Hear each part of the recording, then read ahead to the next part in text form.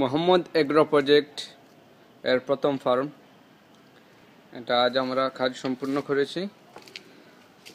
আজ পুরোটা সেচ জুড়ে চুনা দেওয়া হয়েছে, এর আগের দিন পটাশ দেওয়া হয়েছিল, আর আজ শুধু চুনা দিয়েই এইভাবে শুকানোর জন্য রাখা হয়েছে।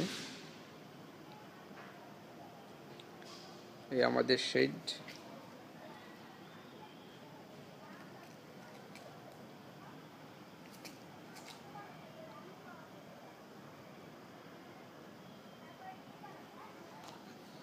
এটা 1000 স্কোয়ার ফুট।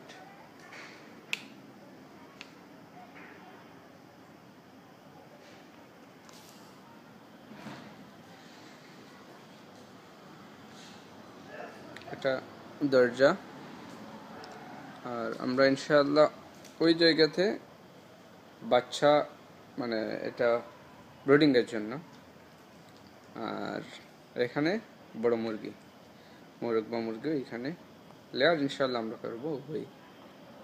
এই আর কি আমাদের শুরু হলো।